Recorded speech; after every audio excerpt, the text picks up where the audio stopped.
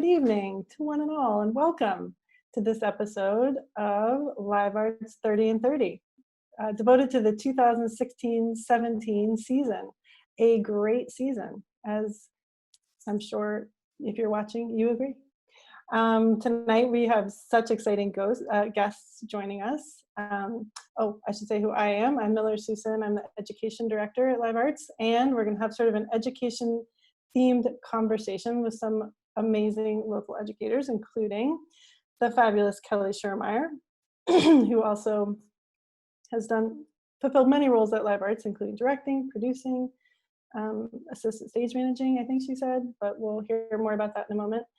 Perry Medlin, who is a local high school teacher, but also just a huge star.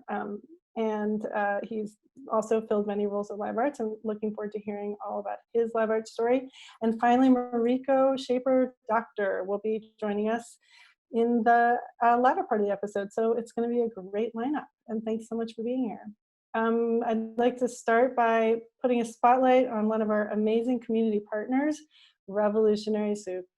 I mean, I don't have to tell you how amazing that place is. Best, favorite lunch on the downtown mall. One of the saddest parts about working from home is how much more difficult it is for me to get to Revolutionary Soup, although they have 2 locations, if I'm not mistaken. And I know that they at least were doing takeout. I think they still are, so please support them if you have a mind to. Okay, without further ado, I would love to welcome Kelli Schermeyer to this episode. Kelli Schermeyer! Hello. Hello, how are you? I am well, how are you? I'm great, thank you so much for being here. Kelli and I have known each other for several years now, but I think that I got to know you the best when you were actually directing small Iris Susan, who's not small, taller than me, Iris Susan, in The Wolves. And I would say Iris has been so lucky as to have many wonderful directors at Live Arts, but I would say that you are right up there, and it was an incredible experience for her. And thank you as a parent and as a parent. I also love that show.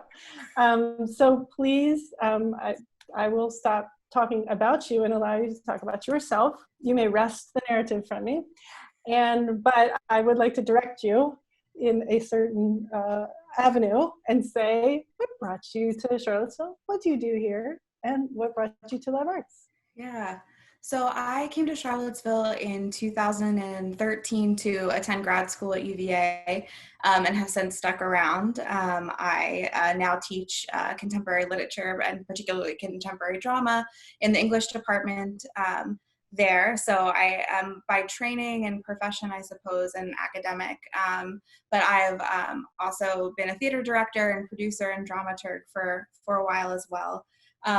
I came to Live Arts when I was probably after my first semester of grad school. I was like, all right, I'm settled. It's time to find an artistic home. I'm going to be here for a few years. And I remember finding the Live Arts website and thinking it looked very professional and well put together. And I was like, this must be a place where I send my resume. And that is what I did. And which, of course, now knowing how inclusive and welcoming that we are of all levels of experience, that seems very superfluous. But in any case, I met with Tracy, who was then the volunteer coordinator, and she was like, oh, great, cool. We need someone to produce Master and Margarita, for the spring. So that was one of my crash course in Live Arts. Had you ever done any producing before that show? A little bit, yeah. So the position that I had done the most in was more akin to kind of a producing artistic kind of oversight role. So it wasn't, and I had a little bit more to do with the budget than you have to do here. So I feel like producing has been different everywhere I've done it. And it depends so much on what the director needs and what the specific show needs, whether or not you're hands-on or hands-off. Yeah, and so do you have a particular role, a production role that you like the best, or do you just like different things at different times, or? So I like different things at different times, but I definitely consider myself directing is where I feel like I'm at my best, and that best utilizes, I think, everything I can bring. So I really enjoy that. Producing producing is great too. Both directing and producing feel like you're facilitating everybody else's excellence in really lovely ways. So I feel like I enjoy being in roles where I can be kind of behind the scenes supporting and kind of creating the structures so that people can do their best work, basically. Like every time I kind of produce, I always start out saying, like, my job here is to make sure that that I put forth the conditions for you to be able to do your best work, whether or not you are the light board operator or the director or an actor. And I feel like, that's essentially also a director's work too. Would you say you prefer a sort of a behind the scenes role? Have you done acting as well? Yeah, it's been like over 10 years, I think, since I have been on a stage, and I have never looked back. Like, I don't miss. That's the one thing I don't miss. Yeah, so I find the behind the scenes roles, to me, I just think, it just allows me to use kind of the things that I know I'm good at, and I like collaborating. I really do. I think that any kind of artistic or in my professional life, academic kind of venture that allows me to work with other people in these kind of really kind of mutually reinforcing, collaborative, non-hierarchical ways are probably my favorite ways to do things. I don't want to get too far down the rabbit hole, but I did want to ask you one more question, which is, do you consider teaching to, I'm sort of asking this because this is something I've often thought, like, I feel like teaching scratches my performing itch. Like, I really, that's enough for me. Like, I don't. Yeah. So it definitely reminds me of how nervous I would go on before stage. I feel like I do. I totally get the same kind of stage fright when I'm teaching a little bit, even though I've been doing it now for a while. But what I like about it, I think as a performance is I don't know, performance isn't the right word, but I do feel like I can model the kind of sort of flexible, collaborative, reflective thinker that I hope that my students will be, and that I hope that I am. Like, I think it allows me to kind of put myself in this role that is hard to hold all the time in everyday life, right? It's hard to kind of hard to kind of hold that sort of energy and that sort of conviction and that sort of passion for the world and getting people to really think deeply about things. And so teaching is this nice moment of stepping into this person that I wish I would be most of the time, but it's really hard. Yeah, being the change. Yeah. Like to see the world. Well, speaking of your collaborative nature, I know that you have worked with our next guest, I think in Edinburgh, Scotland, if I'm not mistaken. Indeed. But maybe in other venues as well. But here he is, the fabulous Perry Medlin, ladies and gentlemen. Oh, hi. Perry, thank you so much for being here. It's so exciting. Thank you for having me. Yes, and both of you played a lot of roles in this season, so I'm looking forward to hearing your stories. But Perry, before we get into that, would you tell us a little bit about yourself for people who haven't met you? Sure. That might be, but surely someone hasn't met you. Well, I'm a Taurus, and what else? No, so I am a high school theater educator at Tandem Friends School. I have a bit of a history with live arts. Actually, we were talking about this earlier, and I realized that it's been, I think, 10 years since I first started working with live arts, both at either at summer camps or way back in Gypsy, which, gosh, feels like forever and a half ago. But I've been back living here in Charlottesville now with my husband, Bruce, for 4 years. 4 years. And we've enjoyed doing a lot of projects that really this season was our sort of my return, I guess, but also Bruce's debut. And we had a lot of fun working on this 2016, 2017 season.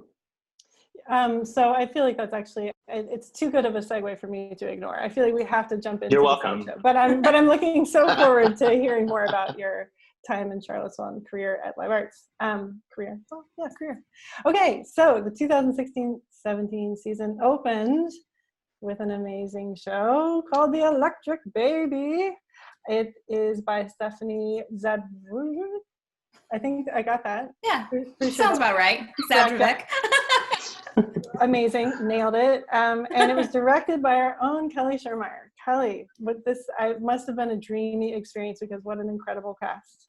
Yeah, it was great. The show, it ticked a lot of boxes for me artistically. It's an intergenerational story that is centered on immigrant experience and therefore necessitates inclusive casting just by the story that it's telling.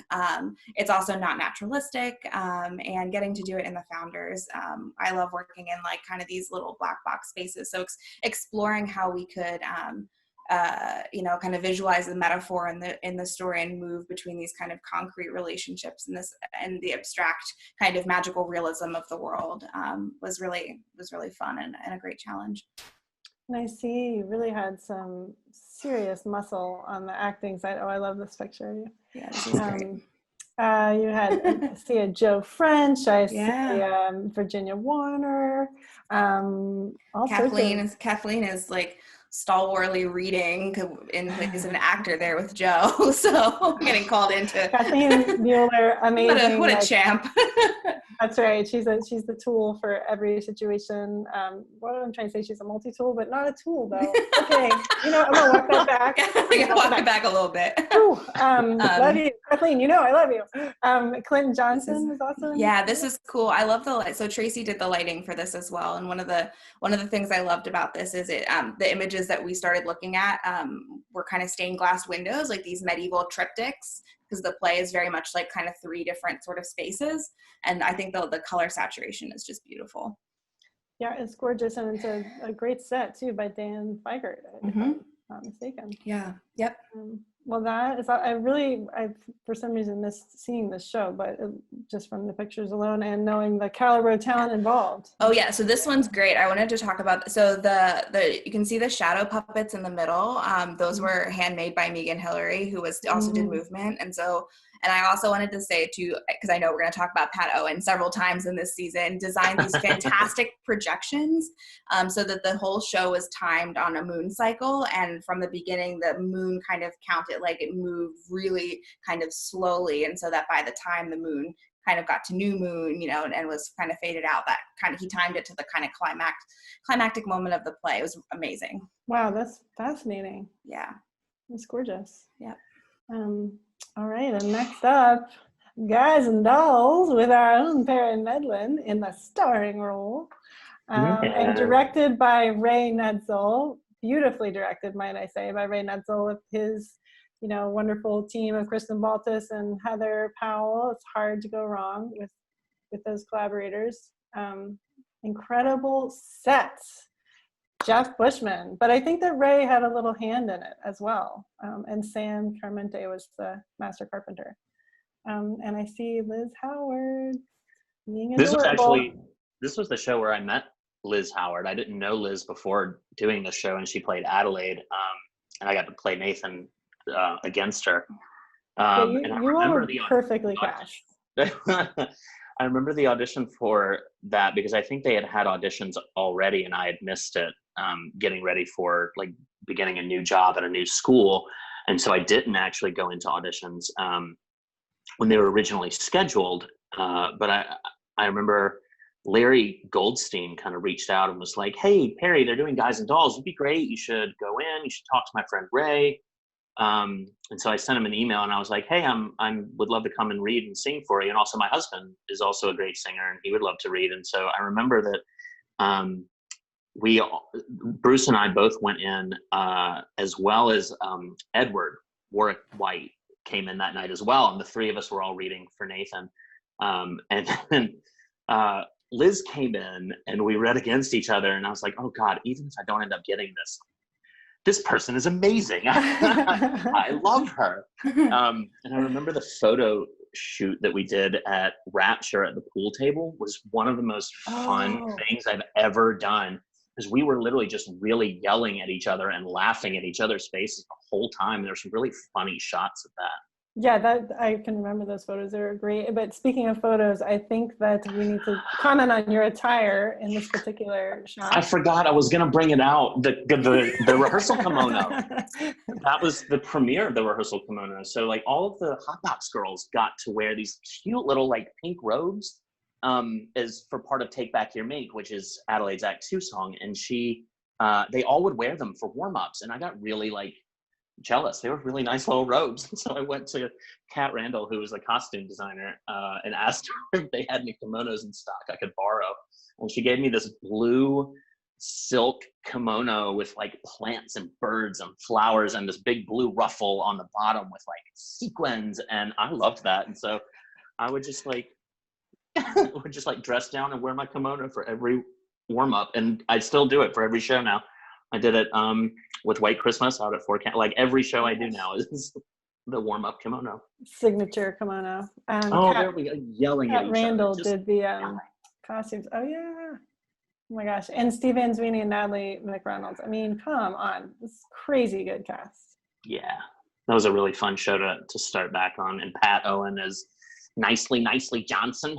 And then there's Bruce too. This was Bruce's Yay, there's Bruce. His theatrical debut in Charlottesville too. Oh my gosh. I remember leaving the theater just smiling ear to ear. It was a wonderful viewing experience for sure. And then next up was Well, which is a really interesting piece I enjoyed so much.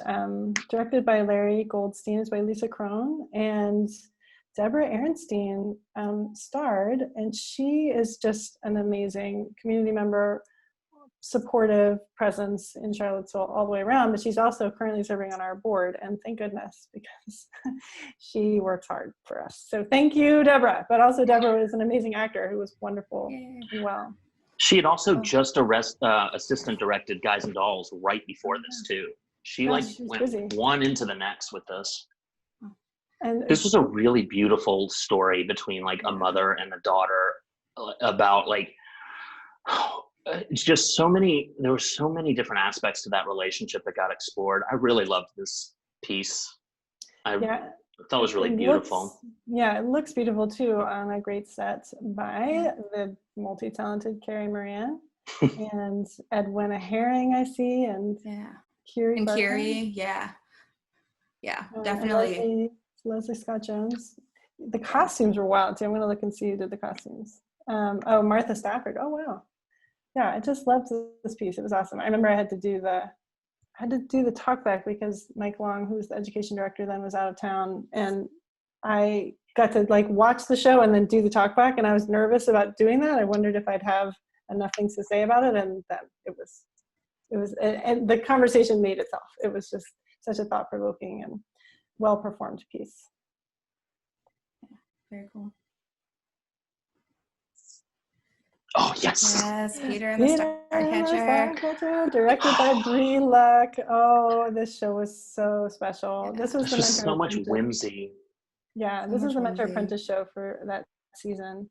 And so I remember Laura Brunk and Morgan Hall were her apprentice directors, and they're both just such stalwart live arters, incredible young women.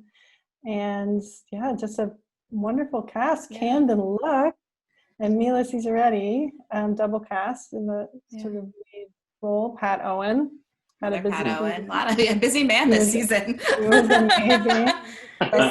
So good. This set was also incredible. I think the photos don't kind of do the justice of how like large it seemed in the space. It's a Will Slusher set, I am sure. Yes, it is Will Slusher, and I love how he works from the corner. He did the same. I had never seen that configuration in the Gibson. It was awesome. It just felt so incredibly immersive the way that it just. I totally agree. This set was really amazing. Yeah. And Tracy Skipper did the lights, and the lights were absolutely beautiful. Also, I cannot but shout out the costumes. These mermaid costumes were like my favorite thing in the world. Trisha Emlet did such a great job on these costumes.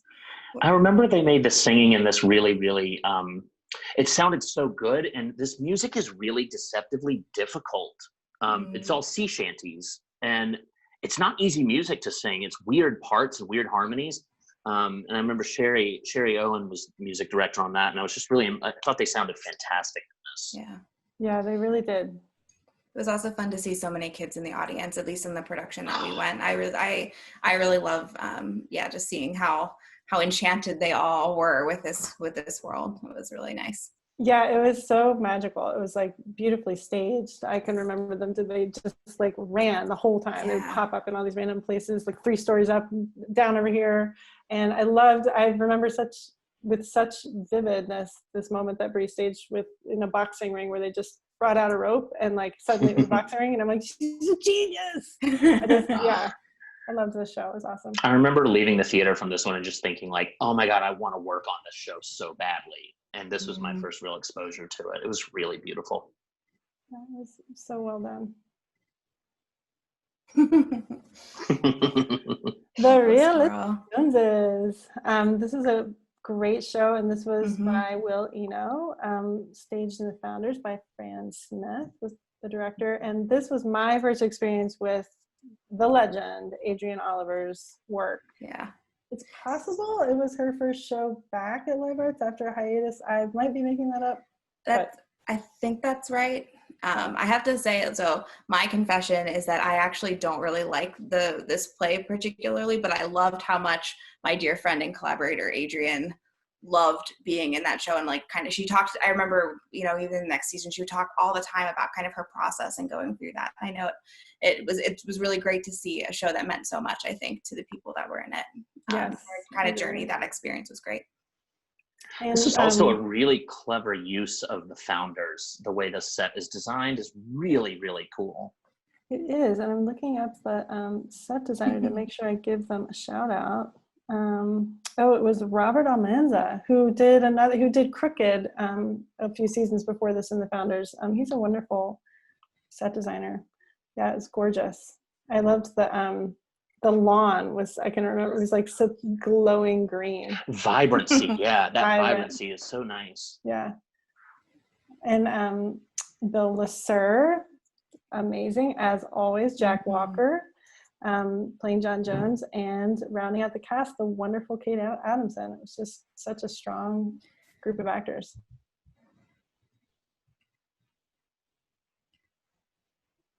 Death of a Salesman. I remember when this got announced, I was like, wow, Live Arts is going for it. I can't believe this is Death of a Salesman.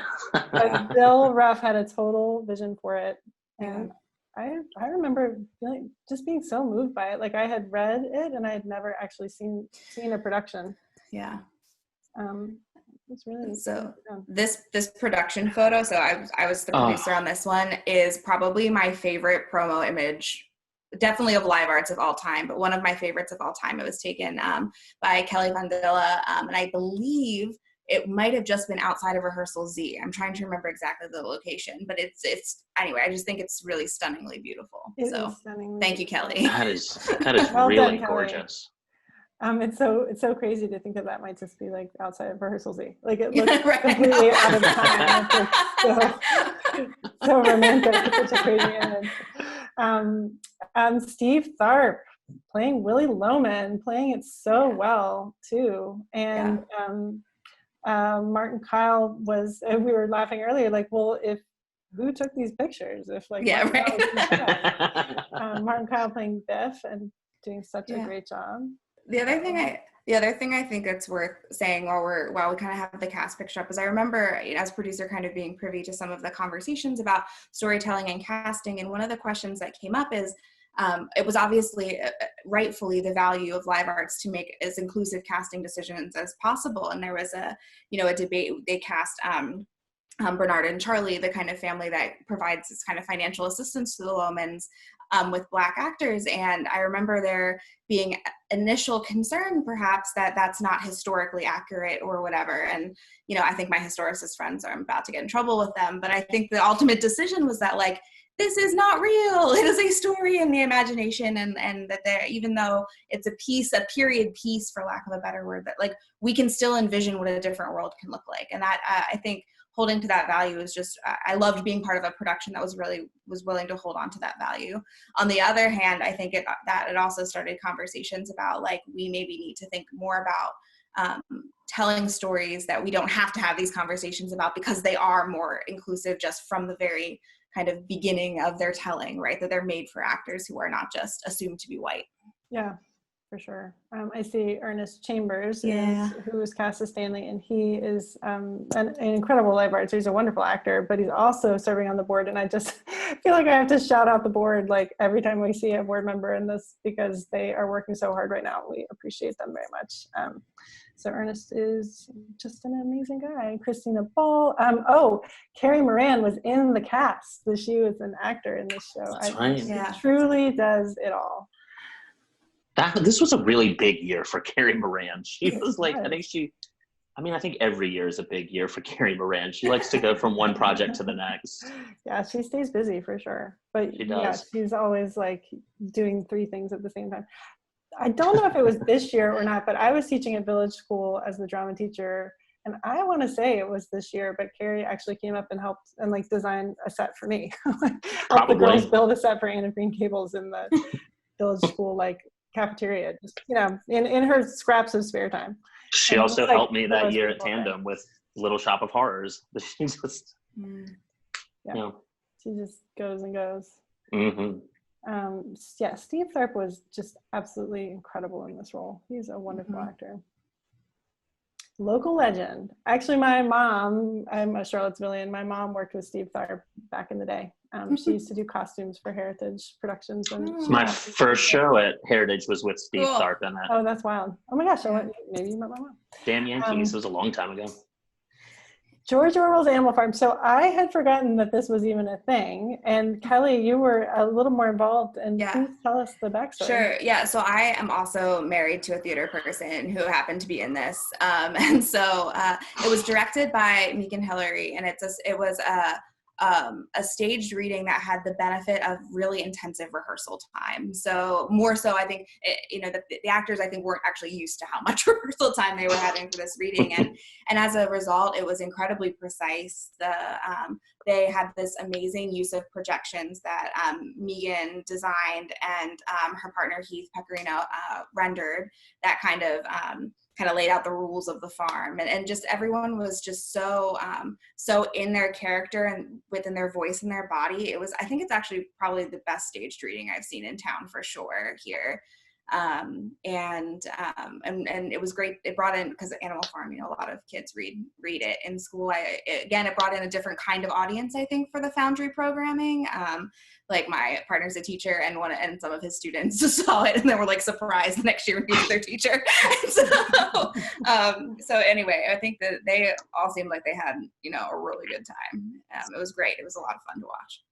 Yeah, Megan Hillary is a creative superstar in so many ways. Yay! And Pippin, the teen musical for this summer, and directed so well by our own Perry Medlin. I loved this show. I loved everything.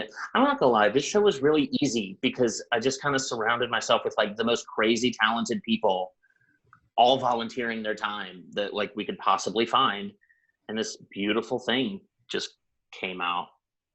Oh my gosh, you had such a crazy cast full of stars, like so many, and so many first-time live arts. Like there was a great mix of kids that I remember I worked with once upon a time, like before I had moved back home to Greensboro for several years, like Camden and Georgia, Amelia, all these kids that I had taught in some respect, and then coming back and seeing them as kids like on the precipice of going off to college or whatever, was incredible.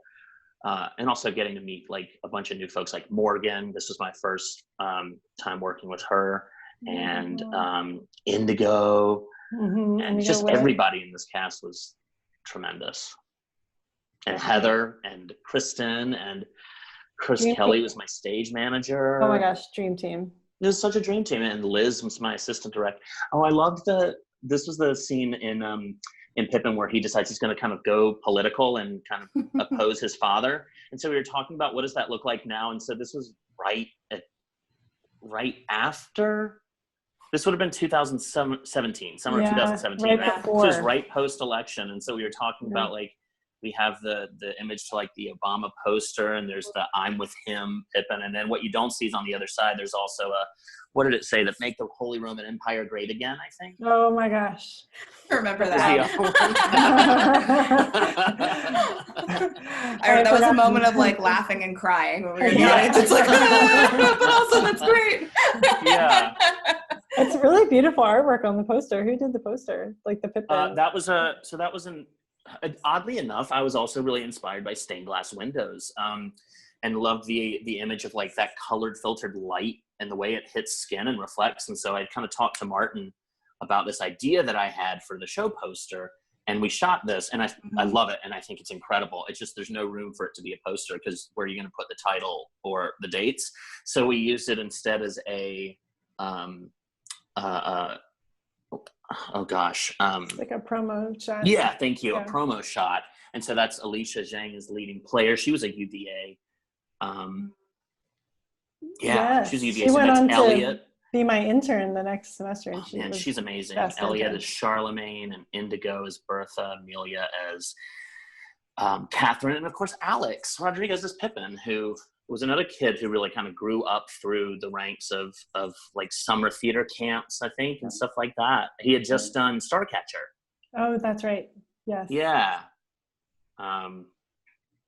This was such a fun show, and Heather and I we used to work together at the Orange School of Performing Arts, go OSPA, and this was our second time this year working together, but our first time really choreographing together. I could not have, she was an amazing collaborator on this project. I loved Camden Luck and Claire Niedermeyer as the twins. That was so amazing. And it had never occurred to me that they look alike. And of course the costume helped, but like, yeah, that was. But they do, like they favor in this really cool way. So similarly, yeah. And so having them always, I remember telling them at one point, I was like, you're the leading player's lackeys. Like if everybody else like flakes off, you two are the ones who are there for her.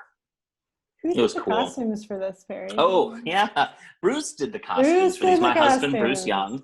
This was also Bruce's costume debut here in Charlottesville. He had done a lot, both in Greensboro and at East Carolina University, where he got his degree. And this was also really our first time working together as a director costume designer. So this was like is this something that we can do being in this relationship? Can we navigate this together? And it turned out, we were both like really thrilled with how this one came out. Really thrilled. Yeah, the images definitely speak for themselves. Like the show was beautiful. It looked so beautiful. I loved how you had like a the runway. Yes, into the audience. I got to sit in one of those seats that's like right there. It opened up some really cool entrance and exits possibilities. Yeah, it was really creative. And like in Morning Glow, where they processed in with the candles and went up the stairway, and it was cool. It was super cool. Yay! It was such a good season. We did it. We did it. So I feel like before we continue on, we need to bring in our third conversant. The amazing, the wonderful, the talented Mariko Schaefer-Doctor, who is also, among her many other roles at Live Arts, a local educator. Hi, Mariko. Hello. Hi, guys. Thank you so much for being here. Thanks for having me. Before we dive in, will you tell us a little bit about your Live Arts journey? What brought you to Live Arts, and what's been sort of your favorite thing among all the many things that you've done there? If you can pick one, I don't even know. I know there's so many. I would love to. The first show I ever saw at Live Arts was in the summer of 2009, and that was Footloose, because I was coming to see one of my students, Gage Jenkins, who was performing in Footloose. But that was my first show being an audience member. The first thing I ever did was in 2010, where I hung from the ceiling during one of the galas, which was really fun and really awesome. But my first show that I was a cast member was in 2012, which was a chorus line. A chorus line. Oh my gosh. So many like amazing relationships started from that show. Is that where you met Keisha? That is where I met Keisha and Rush and Jeff Otis, Jeff Dreyfus. I mean, like Anderson, Edwina, Ali Valines, like everybody that, like Daryl, like everybody. That was my first, most amazing introduction to Live Arts as a cast member and as a company member, which was just wonderful. And because I'd taken kind of a time out from theater for a while, but that was just the most wonderful welcoming to Live Arts as a company member, and like kind of jumping in with both feet back into community theater. And then there was Legally Blonde after that, Les Mis, City of Angels, a couple of 24/7s, and then I taught a tech class at Live Arts, as well as did musical theater camp and taught your wonderful, wonderful children during Musical Junior. That's right. Oh my gosh. Yeah. I mean, get in line, children, but they love you. They love working with you. I know. 2 summers as a part of the Fringe team, and then back in 2018 in the fall was a part of the production team as assistant choreographer for Ragtime. So just a couple of things. just 1 or 2 little projects. And then what's your day job? That's your nighttime identity. What's your day job? Yeah. So I have been for the last 12 years a high school teacher at the Covenant School, teaching theology and fine arts, where I have taught a dance class as well as choreographed a bunch of the musicals. And to speak to Perry Medlin, when you were saying that this year was incredible for Carrie Moran, also a shout out to Carrie Moran, because this year in the spring, it was like February of 2016, Carrie also was the set designer for Covenant's musical, The Music Man.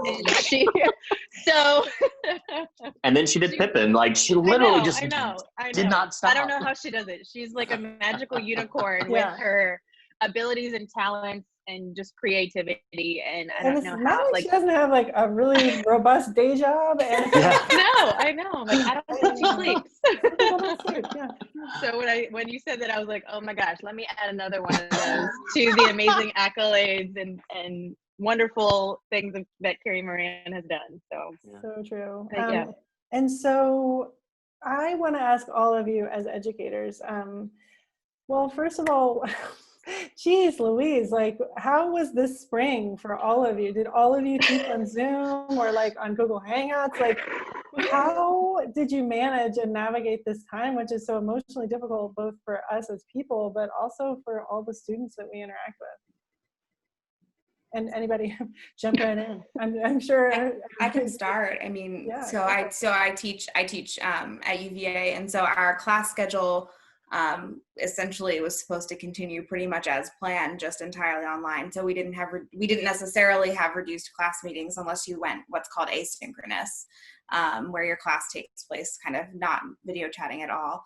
And it was different. I mean, so with college students, a lot of them upon coming home had all of these other responsibilities that they don't have when they're in school. So I taught mostly juniors and seniors in this one class. That was my drama class. And so, suddenly you had kids who were trying to navigate so I really want to read this play, but also I am helping my parents fill out unemployment applications and tutoring my brother and doing all of this stuff. So I felt like it was we had to be really flexible and understanding and empathetic, all these things that theater can help us be, right? And so we actually ended up being, there's a ton of really interesting theater online content.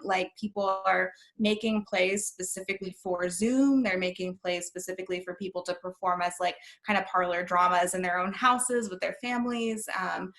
So a lot of new and so I ended up switching some stuff on our syllabus, because you can do that when you don't have state standards. And so it was actually ended up being nice to be able to explore hey, here's some really emerging sorts of media that we can explore together. And it's not a replacement for being in person. It's just it's not the same to watch a play on Zoom than to actually be in the room. I think nobody was pretending that it was, but it was interesting to see kind of the really innovative sort of adaptive ways that artists have been finding ways to still express themselves. And Perry, I will jump to you just because I have a child at Tandem, and Enrico, I'm assuming that Covenant also sort of did an online classroom sort of a thing, but can you speak to what the experience was like at Tandem? It seemed pretty seamless from the outside. Yeah, we were really lucky in that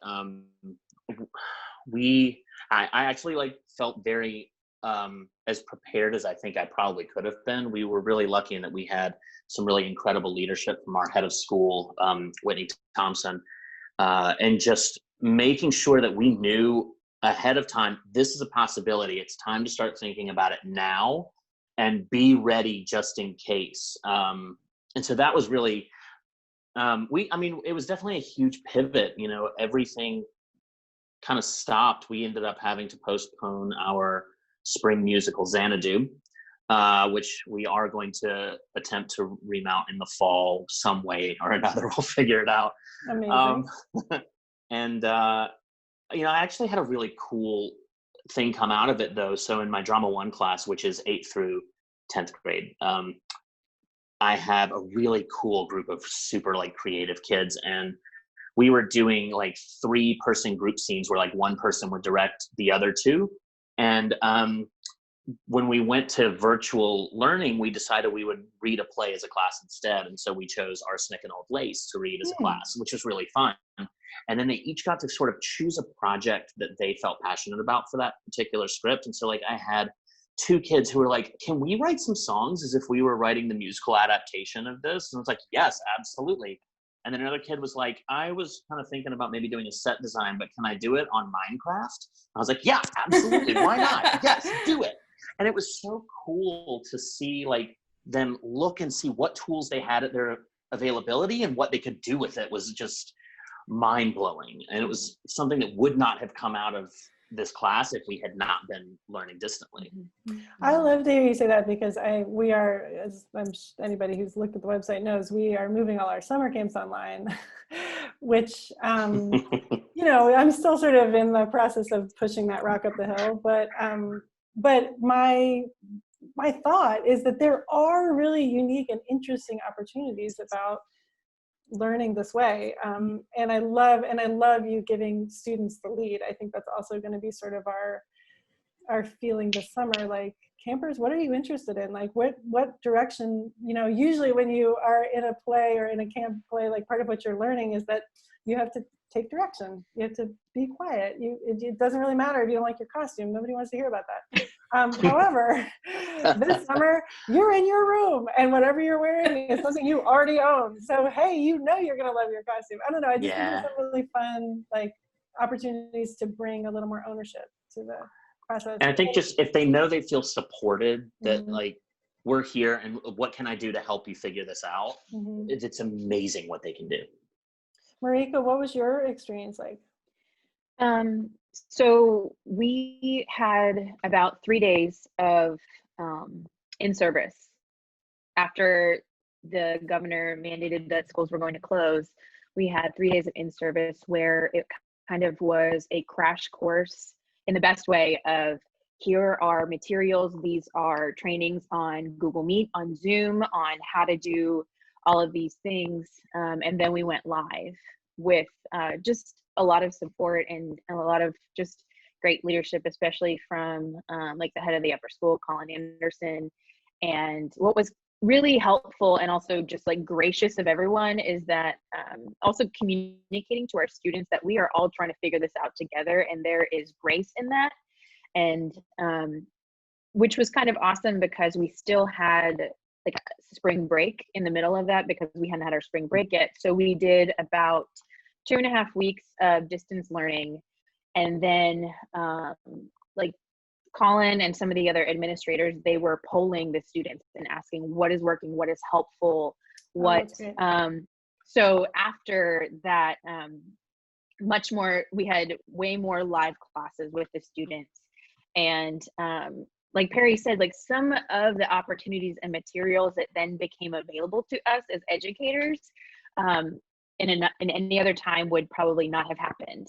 Where like, so for instance, one of the classes I was teaching was a choreography class, where one of the things that one of the projects that I had the students do, I said, because there were so many choreographers that were doing live online classes, you know, like you have Debbie Allen or Alan Blackstone, and you have like all of these amazing choreographers that are like, hey, I'm going live at 4 o'clock, like come and take class with me. So being able to have like students in my choreography class, like be like, hey, go take class with them, video yourself doing it as you're doing it, and then having them write a reflection, and then we would have like a Zoom meeting or a Google Meet meeting later, and just kind of getting to kind of unpack that whole experience. So it was super awesome. And it was just really great because also so many people during this time were turning to artists and like educators to be like, what do we do? Like, how do we find hope? How do we find meaning? And how do we connect with one another? And to let everybody else know that, you know, we're not alone in this. We're all trying to Mhm. figure out this whole thing together. And just being able to be there and realize how on a Google Meet, just how emotional it could be just seeing your kid's face, you know, on a screen. Because you're like, this is not the way that I would have wanted to end a school year at all. And even at times when you're like, oh man, I don't have to worry about behavior, all this other stuff, you're just like, I just miss you. Yeah. But it was definitely, you know, a very interesting spring. I found that a lot of my students, and we had a conversation about this, but the idea of the arts right now is a way of both like engaging with each other, but also, especially with all the other schoolwork also turning to online, that was really difficult, I think, for a lot of kids. And I think they saw their arts classes as a place where they could push themselves, and failing was an option but not a consequence. You know, where it's you can fail but it's okay because you're not at risk of not getting a grade or something like that. And I think that I think that's really healthy right now. Yes. And I think in general, and actually this leads into the last question I have for you all, but You're welcome again. Yeah, great job. Perry, you're my partner. I just wanted to ask all three of you, I feel like this is something, there's a misperception that like, well, I don't know, maybe it's not a widespread misperception, but I feel like when I was growing up especially, I didn't understand what a theater teacher could do for you. Like why, like you can either do it or you can't do it. Like why would you take a class? Like, and so partly I want to know sort of what drew you to like teaching in this area. And partly I want to know like, what do you feel like students can get out of a class in this type of art form, in this kind of creative art form? And maybe we'll just do it in order again. So Kelli, you go first, and then Perry, and then Marie. So I was kind of, so as you know, teaching is just one of the aspects of my job. So I kind of joke that I was like a theater educator sort of by accident, like not, I mean, in that the sense that suddenly I was getting assigned, you know, classes that aligned with my research, which is contemporary drama. But I think one of the things that, that this time and is really driven home this kind of, so I believe that, I'll start this. I believe that like one of the things that theater does for us is it can show us that nothing is inevitable and everything is possible, right? So it's this space of both imagining these kind of different narratives and different identities, but it's also showing us that progress is also not inevitable, right? And so, and that we need to dedicate ourselves to a process of change and reflection and all of these things. And I think my students come to me in college normally having also taken classes in a different kind of pre-professional setting. They're taking English class elective just because they're interested in dramatic literature or they're performers. And so I think that particular class, this sort of dramaturgy, dramatic literature class, becomes a really important space to get people to reflect on like, how did you come to think about the things you do about the world? Like, how did your aesthetic get shaped? What are they, and what are these kind of, how do we kind of make processes more inclusive as well? So by getting students to question, like, how do we even make work? Like, how does that even happen?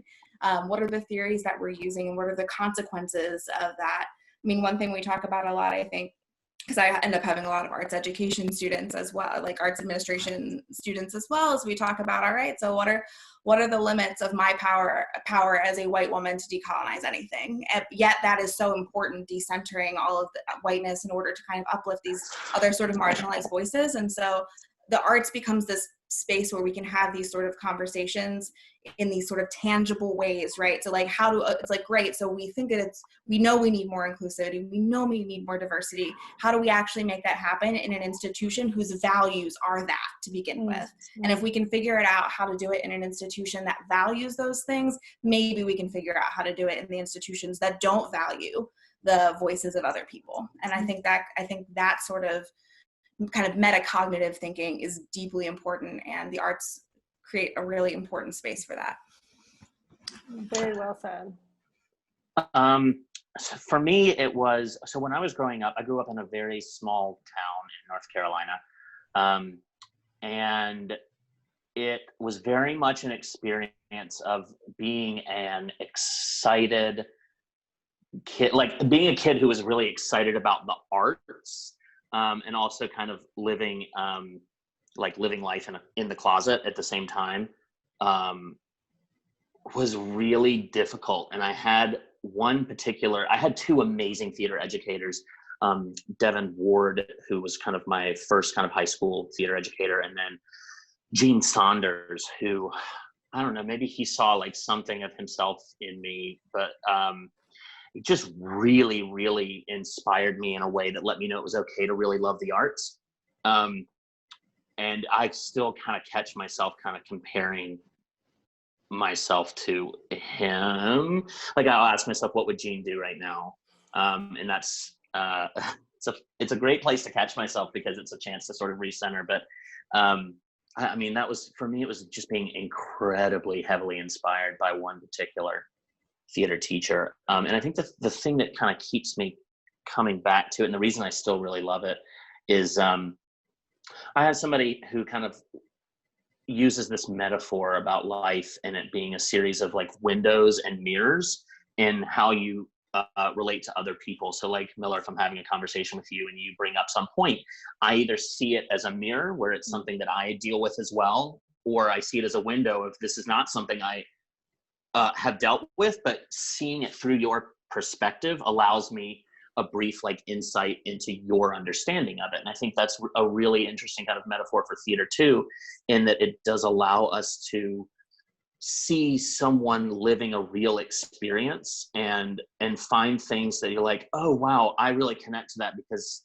this is like something for me, or oh, I never thought of it that way, but now I am. And I think for me that's a really incredible aspect of what we do. I've never heard that metaphor, and I love it. I'm stealing it immediately. Do it. It's a Peter Gaines metaphor. Oh, Peter Gaines. Tandem, upper school, amazing guy. Okay, Mariko, bring us home. Bring us home. To tag on a little bit to what Perry was talking about, thinking about the arts and especially like with theater in general, seeing how it gives voices to so many of the voiceless, as well as it causes everybody who is in an audience and in a theater, you have to stop and listen, especially in a climate where people don't want to hear things, or people will constantly be interrupting each other because they either have a disagreement or an argument or something, or they have to tell their story to say or to one up somebody. But when you walk into a theater, when you walk in as an audience member, you are forced and you are willingly, listening. Like, you cannot say anything. You have to listen to somebody else's voice. And it also, again, like, gives those who sometimes are not heard and are not given that platform a chance to tell their story, because that's like what so much of the arts is, storytelling. So I'd say that is what I hope like my students really like listen to, and what has drawn me to it. And in the aspect of teaching students choreography and also just like dancing myself, is that knowing that one of the things that has been the greatest gift is showing students and showing people in general, whether they are young or whether they are old, is like what your body is able to do. And so many times in which you are then doing things that you didn't think that you could do, but also because there's so much that is connected to our bodies that are connected to shame and embarrassment, and learning that there's so much with dance that it can be in dance and movement, and the participation in the arts can be so redemptive in so many ways. And just being able to come out of it being like, I had no idea that I could do what I just did. So one, being able to celebrate that in yourself, and then also being able to celebrate others, when you see something that is beautiful and true and good, and you just can't help but either like cry or clap or just like be in awe of that. And there's just so much that being able to be an educator in the arts is just it just lends to that, and is just a gift to walk alongside people and to hopefully, just reveal that beauty and that truth to them. So I just am sitting here feeling so lucky that I know all three of you. I feel like this is so emblematic of like the kind of community and the kind of people that Live Arts brings together. I feel so fortunate to have both worked and spent friend time with all three of you. And thank you so much for coming tonight. This is like I loved this episode. Of course, like I don't know, maybe it's really tailored to my interest, but anyway, I loved it. So thank you so much for being part of it. Tomorrow night you should definitely join us again because Annie Temink is talking with the incredible Sarah Kane, who is another just like Live Arts stalwart. Like I think we would have just fallen down by now. She's so cool. She's so cool. It's gonna be a great one. So don't miss it. So many shows. Yes, so many shows. And on our way out, we actually have just a little special treat as our last look at all of you this evening. So thanks for joining us, and please enjoy. Bye.